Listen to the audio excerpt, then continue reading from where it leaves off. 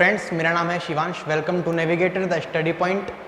आज हम लोग शुरू करने जा रहे हैं क्लास 11th का सबसे खूंखार chapter permutations and combinations, PNC.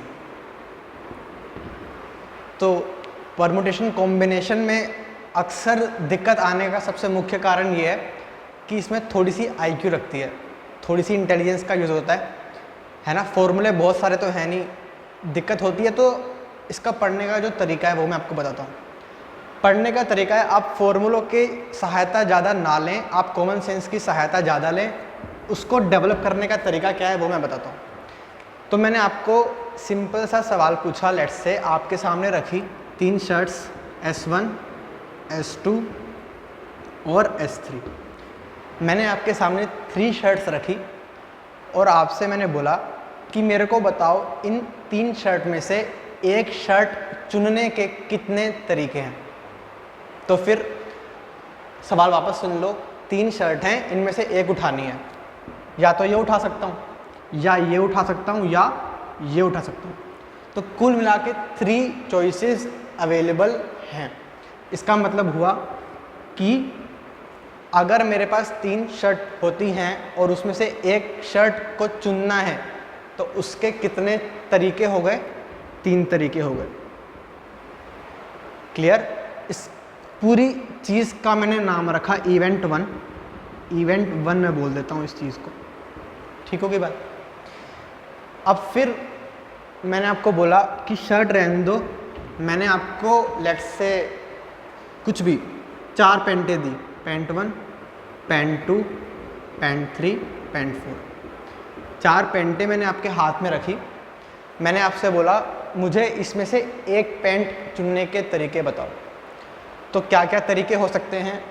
पहली पैंट उठा लूँ, या दूसरी, या तीसरी, या चौथी। तो 4 तरीके हो गए। पैंट चुनने के 4 तरीके हो गए। इसको मैं बोलता हूँ इवेंट 2। इवेंट 2 E2 हो गया। तो ध्यान से सुनो, पहला इवेंट था शर्ट चुनने का इवेंट, दूसरा इवेंट है पैंट चुनने का इवेंट। अलग अलग इवेंट थे। अब आपसे बोला कि अब आप मेरे को इवेंट 1 और इवेंट 2 साथ साथ होने के कितने तरीके पॉसिबल हैं वो बताओ। मतलब एक शर्ट, 3 में से एक शर्ट चुनने के, साथ ही साथ 4 में से एक पैंट चुनने के कितने तरीके हैं। तो E1 मैंने बोला है सिलेक्शन ऑफ शर्ट्स, E2 है सिलेक्शन ऑफ पैंट, है ना। तो देखो, आपको पूरी पीएनसी पढ़ना है, उसका तरीका क्या है मैं आपको उसके बारे में बताता हूँ। आपको जब भी दिक्कत आए किसी सवाल में, आप हमेशा इस शर्ट पैंट वाले एग्जाम्पल जो मैं आगे देने जा रहा हूँ इस पे आ जाना, इसको स्टडी करना कि इसको हमने कैसे सॉल्व किया था। तो बाद में आपको सवालों में अपने आप एक पैटर्न दिखेगा दिमाग में कि इसको ऐसे करना चाहिए। तो ठीक है, अपना सवाल क्या है कि मेरे को बताओ इवेंट 1 एंड इवेंट 2 साथ साथ करने के कितने तरीके हैं। ठीक है, तो हमने बोला कि शर्ट अगर चुननी थी तो शर्ट की कितनी चॉइसेस थी? शर्ट 1, शर्ट 2 और शर्ट 3, है ना। ये था इवेंट 1। अगर शर्ट चुननी थी। अब पैंट चुननी थी तो पैंट 1, पैंट 2 और पैंट 3 और पैंट 4। 4 पैंटें थी हमारे पास। तो हमने क्या किया, कॉमन सेंस से गिनती करना शुरू किया। एक तरीका तो है कि रैंडमली शुरू करो, लेकिन अगर रैंडमली ही शुरू करना है तो मैथ्स पढ़ने का फ़ायदा क्या, है ना। तो हमने तरीके से किया काम। हमने बोला कि शर्ट 1 मान लो मैंने चुन ली, 3 शर्टें थी, इनमें से मैंने एक शर्ट चुन ली। तो पैंट चुनने के कितने तरीके, क्योंकि शर्ट पैंट दोनों चीज़ें चुननी है। तो इस शर्ट 1 के करस्पॉन्डिंग कितनी चॉइसेस आ रही हैं? 1, 2, 3 और 1, 4 चॉइसेस आ रही हैं। ऐसे ही कोई बोले मैंने शर्ट 1 नहीं, मैं तो शर्ट 2 चुनूंगा, शर्ट 2 चुनूंगा।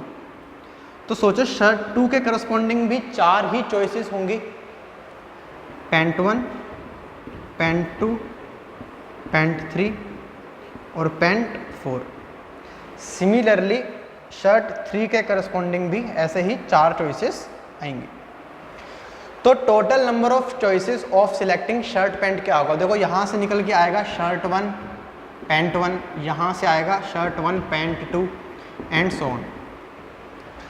तो देखो जब मैंने शर्ट 1 चुनी तो मेरे पास है 4 तरीके, शर्ट 2 के करस्पॉन्डिंग भी 4 तरीके, ऐसे ही शर्ट 3 के करस्पॉन्डिंग भी 4 तरीके।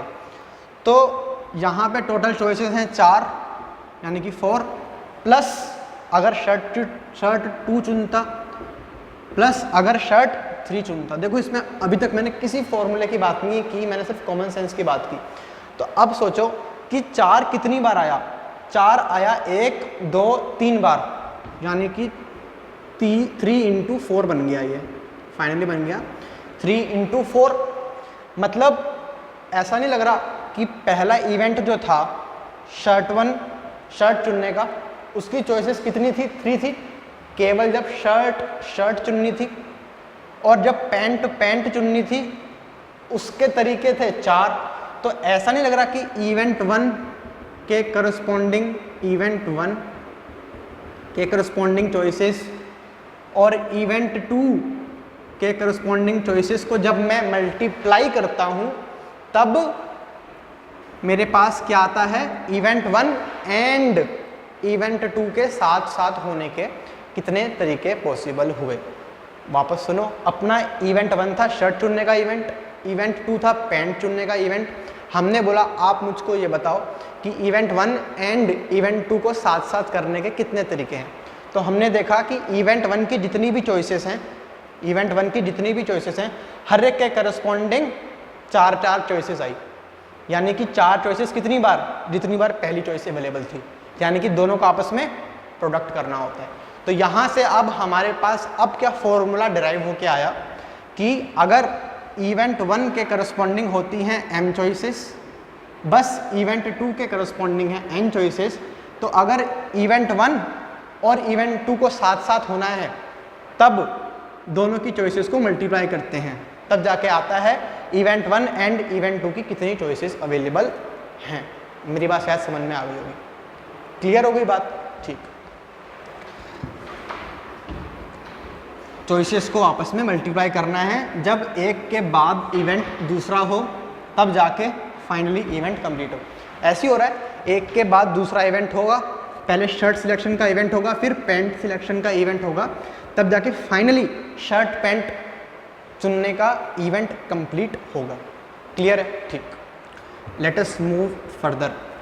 इस पे अब बेस्ड थोड़े से सवाल करते हैं, तब आगे बात करेंगे। तो सवाल है, मैं एक बार बोर्ड पे सवाल लिख देता हूँ जल्दी से। How many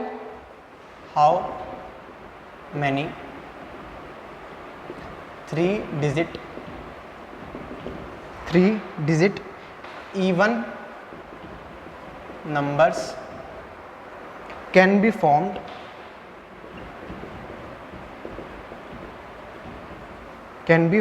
from the digits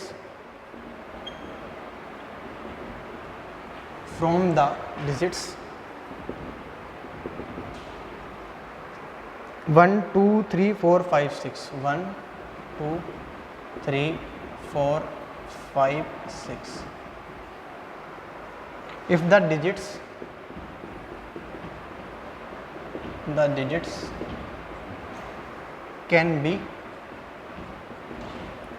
repeated। अच्छा, जो हमने चीज़ पढ़ी है उसका नाम क्या होता है? फंडामेंटल प्रिंसिपल ऑफ काउंटिंग बोलते हैं उसको, है ना। तो अब सवाल क्या है? How many 3 digit even numbers can be form from the digits. इस डिजिट्स का यूज़ करते हुए इवन नंबर्स बनाने हैं। If the digits can be repeated. ठीक है, तो पहली बात तो इवन नंबर्स होते कौन से हैं? इवन नंबर्स कौन से नंबर होते हैं? इवन नंबर्स वो नंबर होते हैं जिसकी वंस डिजिट पे कोई इवन नंबर आए, मतलब 0 2 4 6 8 इस टाइप से आए। तो 3 डिजिट इवन नंबर बनाने हैं, 3 डिजिट इवन नंबर बनाने हैं, 3 डिजिट इवन नंबर बनाने हैं।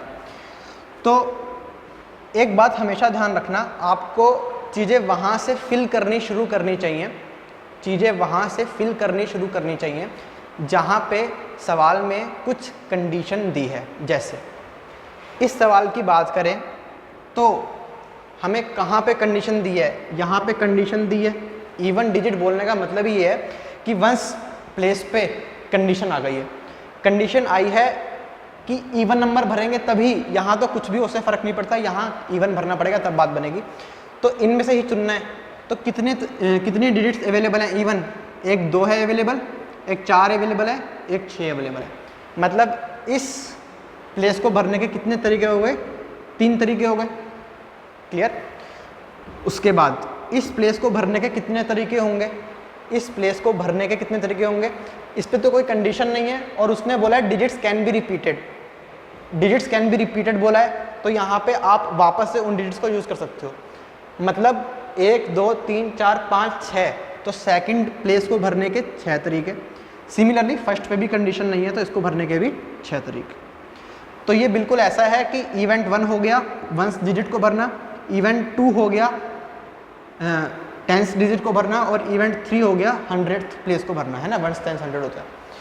अब क्या करना होता था, अगर एक के बाद इवेंट होते थे तो मतलब event 1 and event 2 and event 3, तो सारी चॉइसेस को आपस में मल्टीप्लाई करते थे। तो मल्टीप्लाई कर देंगे, आंसर विल बी 36 × 3। इसका फाइनल आंसर हम निकाल सकते हैं, कितना आ जाएगा? 108 आंसर आ जाएगा। मेरे ख्याल से बात समझ में आ गई होगी। ठीक है, उसके बाद हम नेक्स्ट सवाल करते हैं। सिंपल सवालों से ही शुरुआत करनी चाहिए, तब जाके हम मुश्किल सवाल कर पाएंगे, है ना। Let us move to our next question. हमसे कहता है find the number of 4 letter words, find the number of 4 letter words with or without meaning, with or without meaning that can be formed using all letters of R O S E, है ना। ROSE कितने letter हैं? ROSE में 4 ही हैं, तो चारों का ही use करना है ना। अच्छा, यहाँ पे रिपीटिशन अलाउड है क्या? नहीं, क्योंकि आपको चारों का ही यूज़ करना है। लिख लो भले, रिपीटिशन नॉट अलाउड, बात ही खत्म, रिपीटिशन नॉट अलाउड। ठीक है, तो सोचो 4 प्लेस भरनी है। अच्छा, इसका मैं एक बार ट्री डायग्राम भी बनवा के दिखाना चाहता हूँ, तो उससे ज़्यादा बातें खुल के सामने आएंगी। तो मान लो कितनी 4 जगह भरनी है ना, 1 2 3 4। तो पहली प्लेस को भरने के कितने तरीके हैं? 4 तरीके हैं।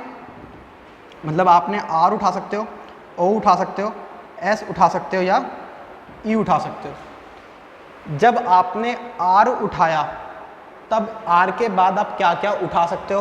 R छोड़ के बाकी सब उठा सकते हो, क्योंकि रिपीटेशन अलाउड नहीं है। तो R के बाद क्या चॉइसेस बच गई? O, S और E बच गई। O बच गई, S बच गई और E बच गई। ऐसे जब O उठाएंगे तो यहाँ भी 3 चॉइसेस बचेंगी, S के करस्पॉन्डिंग भी 3 चॉइसेस बचेंगी, E के करस्पॉन्डिंग भी 3 चॉइसेस बचेंगी। तो एक प्रकार से ऐसा बोल सकते हैं कि इवेंट 1 मतलब इस जगह को भरने के 4 तरीके होंगे, और इवेंट 2 को करने के हर एक के लिए 3 तरीके हैं। देख लो, इवेंट 2 को करने के लिए हर एक के करस्पॉन्डिंग 3 तरीके हैं, है ना। तो यहाँ पे इंटू 3 आ जाएगा। उसके बाद जैसे ही O चुनेंगे तो यहाँ पे आ जाएगा S, यहाँ पे आ जाएगा E, यहाँ पे भी इसी प्रकार से 2 चॉइसेस बचेंगी, है ना। तो दिख ही रहा होगा। अच्छा, यहाँ तक अगर रुक जाएं, यहाँ तक के बाद हर एक इवेंट के, इवेंट 3 बोल रहा हूँ, इस प्लेस को भरने के तरीके, हर एक इवेंट के लिए 2 चॉइसेस अवेलेबल हैं। इसके लिए भी 2, इसके लिए भी 2, इसके लिए भी 2। तो हर एक के लिए 2 तरीके अवेलेबल हैं, तो वापस से प्रोडक्ट बाय 2। अब इसके लिए तो एक ही तरीका बचेगा, ई ही लेना पड़ेगा, यहाँ भी एक तरीका, यहाँ भी एक तरीका बचेगा हर एक के करस्पॉन्डिंग। तो फाइनली 1 से प्रोडक्ट, तो यानी कि 4 इंटू 3 इंटू 2 इंटू 1, यानी कि 4 दिया 12, 12 दूनी 24। तो इस प्रकार से ट्री डायग्राम भी हम बना के, मतलब स्टार्टिंग में देखना होता है, बाद में नहीं देखना होता। हाँ, बाद में जब आप सवालों में अगर मान लो फंस रहे हो, तब इसकी मदद से थोड़ा आइडिया लगता है कि यहाँ पे आपको आगे सवाल आएंगे जहाँ दिक्कत आएगी कि एंड में मल्टीप्लाई करना होता है और जहाँ और का सेंस निकलता है वहाँ पे एडिशन करना होता है। आगे बढ़ेंगे तो उस सवाल पे भी हम लोग जाएंगे, ठीक। तो ये फंडामेंटल प्रिंसिपल ऑफ काउंटिंग के बेस्ड सवाल हैं, ठीक हो गई बात। नेक्स्ट क्वेश्चन पे चलते हैं इसी प्रकार के।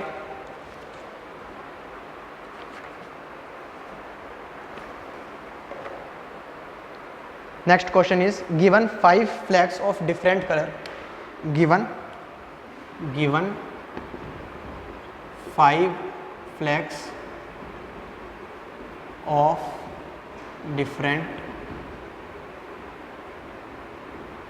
color, given 5 flags of different color, how many different signals can be generated? How many different signals can be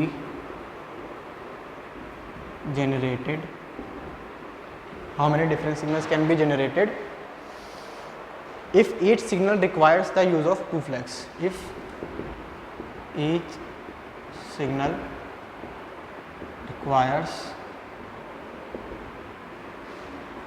the use of how many flags? 2 flags. 2 flags. 2 flags, one below the other. One below the other, ठीक। तो 5 अलग अलग प्रकार के, अलग अलग colour के आपके पास झंडे अवेलेबल हैं। How many different signals can be generated if each signal requires the use of 2 flags, one below the other. मतलब फ्लैग्स को ऐसे रखना है, एक ऊपर फ्लैग आएगा और उसके नीचे एक फ्लैग आएगा, डिफरेंट सिग्नल बनेंगे। अच्छा, यहाँ पे उसने ये नहीं बताया कि रिपीटिशन अलाउड नॉट अलाउड, तो कॉमन सेंस की बात है कि आपके पास 5 झंडे हैं, 5 झंडे हैं, उसमें से आपने मान लो 2 उठा लिए, 2 उठा के यहाँ पे चिपका दिए, तो जब दूसरा आप सिग्नल बनाने जाओगे तो उनको वहाँ से उखाड़ थोड़ी ना लोगे। मतलब कैसे? जैसे मान लो आपने यहाँ पे 4 कलर के फ्लैग थे, 4 कलर के फ्लैग थे, रेड, ब्लू, ग्रीन, ऑरेंज। मान लो यहाँ पे आपने रेड लगा लिया, तो रेड लगाने के बाद क्या यहाँ भी मैं रेड लगा सकता हूँ? बिल्कुल नहीं लगा सकता भाई। कैसे लगा दोगे? रेड फाड़ के थोड़ी ना लगा दोगे यहाँ पे। तो यहाँ पे सेल्फ अंडरस्टूड है कि रिपीटिशन अलाउड नहीं होगी। रेड नहीं लगा सकते, बाकी ब्लू, ग्रीन, ऑरेंज में से कोई एक लगाना पड़ेगा। क्लियर है ना? तो इसलिए ये सेल्फ अंडरस्टूड बात है कि रिपीटिशन अलाउड इस बार नहीं है। तो सोचो, ऊपर वाले झंडे को भरने के लिए ऊपर से भरना शुरू कर सकते हो, नीचे से भरना। मैंने बोला था जहाँ कंडीशन होती है वहाँ से भरना शुरू करेंगे। यहाँ कहीं कंडीशन ही नहीं है कि ऊपर वाले झंडे पे ऐसा लगाना चाहिए या नीचे पे ऐसा आना चाहिए, ऐसा कुछ तो बोला नहीं। तो कहीं से भी भरना शुरू कर सकते हैं। तो लेट्स से ऊपर भरने के कितने तरीके हैं? 5 फ्लैग्स अवेलेबल हैं। तो स्टार्टिंग में 5 तरीके, ठीक। मान लो फ्लैग 1, फ्लैग 2, फ्लैग 3, फ्लैग 4। जब मैं फ्लैग 1 चुन लूँगा उसके बाद कितनी चॉइसेस अवेलेबल रह गई? 3, फ्लैग 2, फ्लैग 3, फ्लैग 4। मतलब अब इसके फ्लैग 2 के करस्पॉन्डिंग भी 3 चॉइसेस, ऐसे ही 3 चॉइसेस, 3 चॉइसेस। तो हर एक के करस्पॉन्डिंग 3-3 चॉइसेस। तो इवेंट 1 को करने के हो गए 4 तरीके और इवेंट 2 को हर एक के करस्पॉन्डिंग करने के हो गए 3 तरीके। 3 के होंगे भाई। अच्छा, मैंने यहाँ पे 4 ले लिए, 5 लेने चाहिए ना। यहाँ पे 5 लूँगा तो यहाँ पे 4 तरीके हो जाएंगे। मैंने गलती से 4 ले लिए थे। 5 इनिशियली है और हर एक के करस्पॉन्डिंग 4 तरीके, तो इंटू 4, मतलब आंसर आ जाएगा 20 फ्लैग्स। तो इस प्रकार से फंडामेंटल प्रिंसिपल ऑफ काउंटिंग के सवाल किए जाते हैं। आगे हम नेक्स्ट क्लास में परम्यूटेशन टॉपिक पर डिस्कस करेंगे। बाकी बचे हुए अभी हम NCERT से शुरुआत कर रहे हैं, धीरे धीरे आगे बढ़ेंगे, लेवल बढ़ाएंगे सवालों का। तो बचे हुए सवाल आप होमवर्क में ट्राई कीजिएगा। अगर आपको कहीं दिक्कत हो कमेंट बॉक्स में आप पूछ भी सकते हैं, हम उसको यहाँ पे डिस्कस भी करेंगे, ठीक है। तो आज की वीडियो में इतना ही। अगर वीडियो अच्छी लगी हो तो आप प्लीज़ लाइक कीजिए, सब्सक्राइब कीजिए। हमारे यहाँ पे ऑफलाइन सेंटर में क्लासेस चल रही हैं, 11th क्लासेस के बैच चल रहे हैं और भी सारी क्लासेस के बैच चल रहे हैं। आप आइए, इनरोल कीजिए, आप बहुत इन्जॉय करेंगे। Thank you so much.